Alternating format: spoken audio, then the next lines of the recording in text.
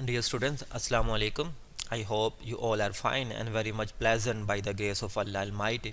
I am Imran Talib. I am lecturer in Department of Mathematics and Statistics of Washiya University of Pakistan.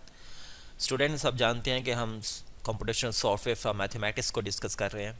आज उस series का हम lecture number 7 को study करेंगे जिसका title है सॉल्विंग ऑर्डिनरी डिफरेंशियल इक्वेशंस इन MATLAB. इस lecture से पहले जो हमने प्रीवियस लेक्चर स्टडी करे उनमें से एक लेक्चर था जहाँ पे हमने अलजेब्रिक इक्वेशन को सॉल्व करना सीखा मैटलैब के अंदर। अलजेब्रिक इक्वेशंस के लिए हमारे पास जो बिल्ट इन कमांड थी वो थी solve command. Similarly ordinary differential equations को सॉल्व करने के लिए भी मैटलैब के अंदर बिल्ट इन कमांड है, डेट इज़ डी सॉल्व। तो इस लेक्चर के अंदर हम स्टडी करेंगे कि हम जो हमारी गिवन डिफरेंशियल इक्वेशन है उसको हम मैटलैब के अंदर किस तरह लिखेंगे, देन फिर डी सॉल्व कमांड हम किस तरह अप्लाई करेंगे, देन आफ्टर डैट हमारा जो जर्नल और पर्टिकुलर सॉल्यूशंस आएगा उसको हम किसी इंटरवल के ऊपर किस तरह प्लॉट कर सकते हैं, उसके ग्राफ्स को हम स्टडी करेंगे यहाँ पे। तो बेसिकली इस लेक्चर्स के अंदर जो हम स्टडी करेंगे जो कंटेंट्स हैं, first of all solving ordinary differential equations in MATLAB, उसके जो सब टॉपिक्स हैं डेट इज़ हम यहाँ पे फाइंड करेंगे explicit solution of the first order equations, then we will see the graphical views of the first order equations, graphical view of the family of solutions. Then after that हम अपनी study को थोड़ा extend करेंगे to second order ordinary differential equations के ऊपर।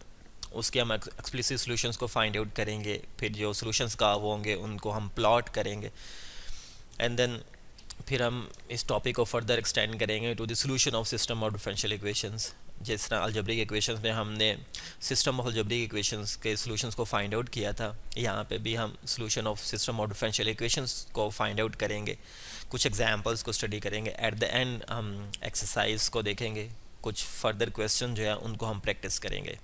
तो first of all हम discuss करेंगे solving first order ordinary differential equation in MATLAB.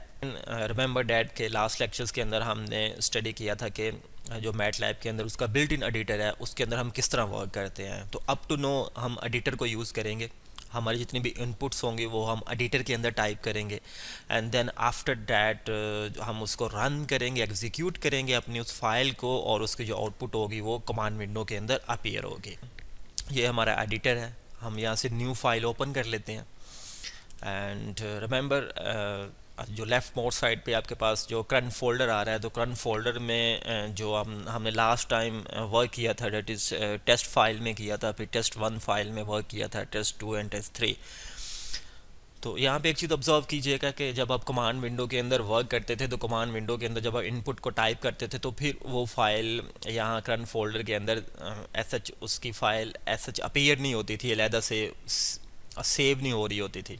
तो एडिटर के अंदर आप जो भी फाइल बनाएंगे वो आपकी सेव होती जाएगी, और मैटलैब का जो करंट फोल्डर है उसके अंदर ये आपको विजिबल होंगे ये फाइल्स। तो यहाँ से आप किसी भी फाइल को ओपन करके आप वर्क कर सकते हैं। तो अगर आप टेस्ट फाइल को जो लास्ट टाइम हमने बनाई थी अगर आप उसको एडिट करना चाहते हैं तो यहाँ पे आप डबल क्लिक करेंगे तो आपके पास वो फाइल यहाँ पे ओपन हो जाएगी। सिमिलरली अगर आप टेस्ट 2 फाइल को देखेंगे तो आपके पास टेस्ट 2 फाइल यहाँ पे ओपन हो जाएगी। तो यहाँ पे आपके पास मल्टीपल फाइल्स ओपन होंगी, किसी भी फाइल के ऊपर आप क्लिक करेंगे तो आप उस फाइल को एडिट कर सकते हैं, उसको फर्दर यूज़ कर सकते हैं। तो ये मैट एडिटर के अंदर वर्क करने की आपने देखा कि कितनी फैसिलिटीज़ हैं, ये हमें फैसिलिटेट करता है, हमारी फ़ाइल को सेव करता है, उस फाइल को हम फर्दर एडिट कर सकते हैं। No come to the point, हम first order ordinary differential equation को सॉल्व करना सीखते हैं कि हम उनको किस तरह सॉल्व करते हैं। हाँ, बाकी फाइल्स को हम क्लोज़ कर देते हैं। बेसिकली जो मैटलैब है वो एक न्यूमेरिकल पैकेज है जिसको हम न्यूमेरिकल पर्पस के लिए जो हमारी इक्वेशंस होती हैं उनके सोल्यूशन न्यूमेरिकली फाइंड आउट करने के लिए हम यूज़ करते हैं। लेकिन यहाँ पे क्योंकि ये सिंबॉलिक वेरिएबल्स को के ऊपर भी वर्क करती है तो डेफिनेटली हम पहले एक्स को as a symbolic variable treat करके हम ऑर्डिनरी डिफरेंशियल इक्वेशन के सॉल्यूशंस को फाइंड आउट करेंगे। देन जो हम फर्दर लेक्चर्स को डिस्कस करेंगे वहाँ पे हम फिर एक्स को जो वेरिएबल होगा उसको एज ए सिंबॉलिक नहीं as a numerical variable treat करेंगे, फिर हम वहाँ पे न्यूमेरिकल डिफरेंशियल इक्वेशन के सॉल्यूशंस को भी फाइंड आउट करेंगे। तो फर्स्ट ऑफ ऑल यहाँ पे आप कोई भी अपनी प्रॉब्लम्स टाइप कर लेते हैं एडिटर के अंदर। सपोज हमारी जो डिवीजन सपोज dy और dx is equal to X plus Y.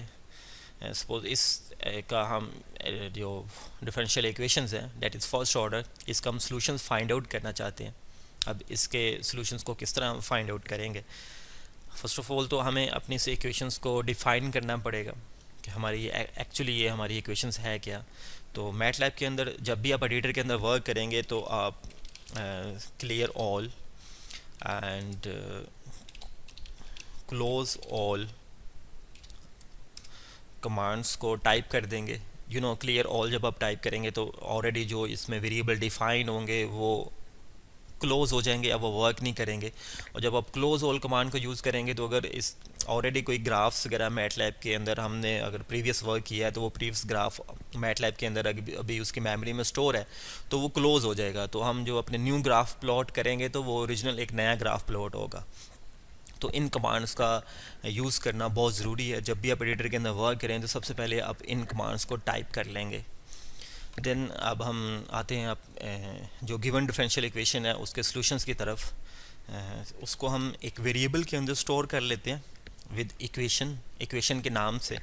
Then inside the quotes हम इस पूरी इक्वेशंस को टाइप करेंगे।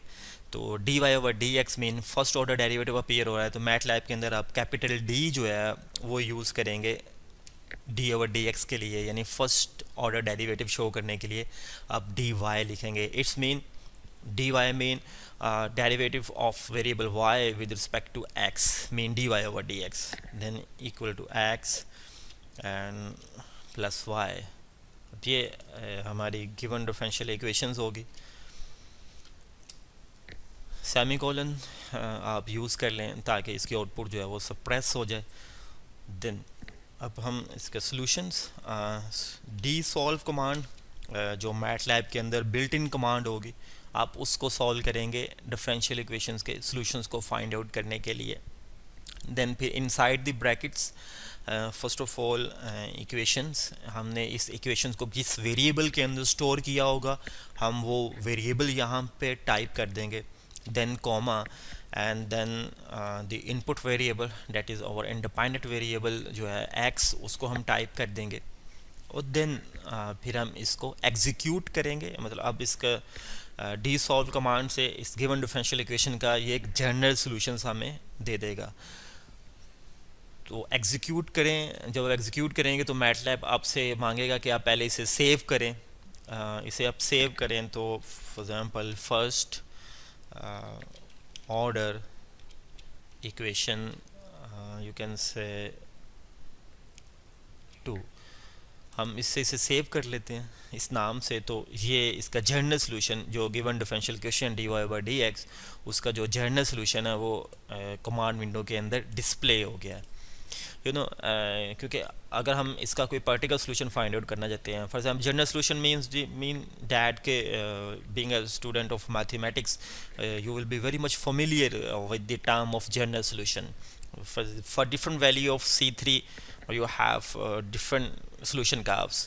तो अगर आप इसका कोई particular solution find out करना चाहते हैं इस differential equation का तो then it's very easy task, not a very difficult task। तो आप इसका एक particular solution जो है वो find out कर सकते हैं by defining some initial conditions। यानी अगर आप इसको थोड़ा सा फाइल को हम एडिट करते हैं, यानी जो हमारी initial condition है suppose y1 is equal to 2, या हम इनिशियल कंडीशन पोज कर लेते हैं। उस इनिशियल कंडीशंस को हम यहाँ पे for example CONDN condition variable में सेव कर लेते हैं। इनसाइड द कोर्स हम इस पूरी जो इनिशियल कंडीशन है उसको टाइप करते हैं यहाँ पे। For example that is y1 is equal to 2 this one. और अगर आप इसे रन करते हैं, कमांड विंडो को हम क्लियर कर लेते हैं, अगर आप इसे एग्जीक्यूट करते हैं तो अभी भी इसने इसका पार्टिकुलर सॉल्यूशन दिया। रीज़न इज़ डैट कि हमने इनिशियल कंडीशन को यहाँ पे डिफाइन तो कर लिया है लेकिन हमने डी सॉल्व कमांड के अंदर उसे टाइप नहीं किया। तो डी सॉल्व कमांड के अंदर आपने इनिशियल कंडीशन को वेरिएबल कंडीशन में सॉल्व की स्टोर किया हुआ है। तो आप यहाँ पे CONDN टाइप करेंगे एंड देन आफ्टर दैट आप इसको एग्जीक्यूट करें तो this is error error is that column 7, line 7 के अंदर जो है वो एरर डिस्प्ले हुआ है। तो हाँ, यहाँ पे हमने कॉमा टाइप करना था। तो अगर हम अब इसको रन करेंगे तो होप सो ये इसका एक पार्टिकुलर सोल्यूशन दे दिया। यानी अगर आप डिफरेंशियल इक्वेशन को with respect to a particular initial condition solve करेंगे तो then dsolve command will give you a particular solution of a differential equation, not a general solutions. तो ये आपके पास यहाँ पे इसका जनरल सोल्यूशन प्लॉट हो गया। That is for the exponential function और एक्सपोनेंशियल का जो आर्गूमेंट है 1, that is real numbers minus x minus one, this is solution. अगर आप इसके सॉल्यूशंस को प्लॉट करना चाहते हैं, ये जो पार्टिकल सॉल्यूशन है इसको आप प्लॉट करना चाहते हैं, तो देन इट्स वेरी इजी कि आपने, क्योंकि प्रीवियस लेक्चर्स के अंदर ये स्टडी कर लिया है कि इसके जो ग्राफ्स हैं, किसी भी फंक्शंस है उसके ग्राफ्स को किस तरह प्लॉट करते हैं। हैंडआउट्स के अंदर आई थिंक मैंने इस प्लॉट कमांड यूज़ की हुई है कि इस प्लॉट कमांड से आप इसे प्लॉट कर सकते हैं, लेकिन मैं प्रेफर करूँगा कि आप इसे प्लॉट कमांड से प्लॉट करके देखें। प्लॉट कमांड से इसे प्लॉट करने के लिए डेफिनेटली आपको क्या चाहिए, एक इनपुट वेक्टर चाहिए, देन उसके करस्पॉन्डिंग आपके पास एक आउटपुट वेक्टर हो। आउटपुट फंक्शन तो है आपके पास ये वाला, लेकिन इसकी वो एट अ पर्टिकुलर जो इनपुट वेक्टर होगा उसके जो पर्टिकुलर कंपोनेंट्स के ऊपर आपने इसकी वैल्यूज़ को फाइंड आउट करना होगा। तो वो वैल्यूज़ किस तरह फाइंड आउट करेंगे, उसके लिए आपको इस पूरे फंक्शन को की वेक्टराइजेशन फॉर्म में कन्वर्ट करना पड़ेगा। आप इसको पहले वेक्टराइज फॉर्म में कन्वर्ट कर लें। जब इसे वेक्टराइज फॉर्म में कन्वर्ट करने के बाद आप उस पर्टिकुलर इनपुट जो आपका वेक्टर होगा उसके ऊपर आप इसे अवेल्यूएट कर लें, और देन फिर आप प्लॉट कमांड यूज़ करेंगे तो आपके ग्राफ्स जो हैं वो प्लॉट हो जाएंगे। फॉर एग्ज़ाम्पल अगर इसके ग्राफ प्लॉट्स के लिए हम अगर इंटरवल यूज़ कर लें, डेट इज़ 0 and 1, और इसके ग्राफ्स को प्लॉट करने के लिए हम प्लॉट कमांड को यूज़ करें, तो देन और जो इंक्रीमेंट है वो हम 0.1 का रख लेते हैं यहाँ पे। कि अब हमारी जो प्रॉब्लम होगी है वो प्रॉब्लम ये है कि find the particular solution of the given first order ordinary differential equation corresponding to certain initial condition, and then after that plot the graph of the solution curve on this interval with increment 0.1 using plot command. आप एक input variable define, that is x 0 and 0.1 and up to 1, ये हमारा input vector हो गया। then solution curve, जो हमारा solution curve होगा इन वेक्टराइजेशन form में, पहले उसे एवेल्यूएट करेंगे, सॉरी पहले उसे वेक्टराइज करेंगे, एंड देन फिर उसे यूजिंग एवेल्यूएशन कमांड हम उसे एवेल्यूएट कर लेंगे। वेक्टराइज आपने किसने करना है, डेफिनेटली आपने सोल्यूशन कर्व को करना है, और सोल्यूशन कर्व जो है वो स्टोर हुआ है सोल्यूशन वेरिएबल के अंदर, एसक्यूएल वेरिएबल के अंदर को, and then use plot command।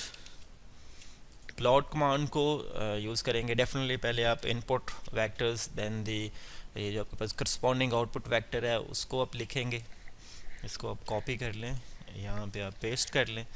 Then graphs का जो बिहेवियर है थोड़ा सा वो चेक कर लेते हैं, यानी हम डॉट्स और कलर उसका ग्रीन कर लेते हैं, यानी ग्रीन कलर में इसको प्लॉट करें।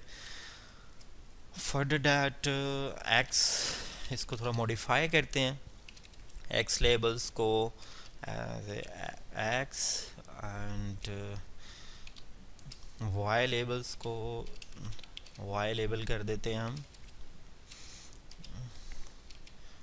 And then further grid on and title, suitable title कोई सा भी आप डिसाइड कर लें।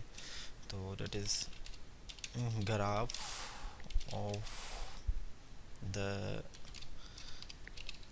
solution curve of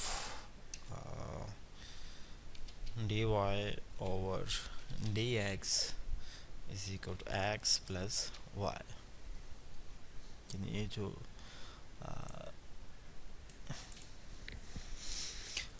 x level हमने थोड़ी मॉडिफिकेशन कर दी ग्राफ्स की, यानी जो ग्राफ प्लॉट होगा उसका टाइटल इस तरह का हो, उसमें एक्स लेबल हो, वाई लेबल हो, एंड देन उसमें ग्रिड्स हों, एंड देन उसका जो टाइटल है वो जाए। अब इसको अगर हम एग्जीक्यूट करते हैं तो आफ्टर एग्जीक्यूशन जो है ये हमारे पास जो ग्राफ जो है वो प्लॉट हो रहा है गिवन डिफरेंशियल इक्वेशंस का, यानी D Y over D X हमारे डिफरेंशियल इक्वेशंस थी।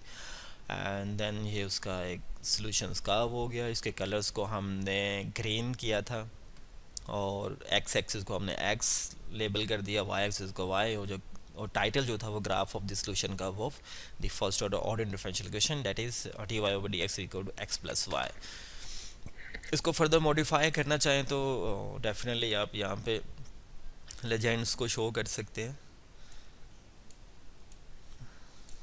और इसको आप कोई भी नेम या टाइटल असाइन कर सकते हैं।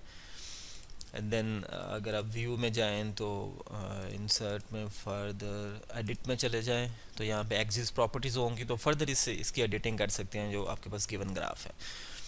तो ये हमने अभी सीखा कि जो first order ordinary differential equation होंगे उनके जर्नल और पार्टिकल सोल्यूशन को किस तरह फाइंड आउट कर सकते हैं, देन फिर उनके ग्राफ्स को आप किस तरह प्लॉट कर सकते हैं। तो इस टॉपिक्स के अंदर अभी हमने ये स्टडी किया।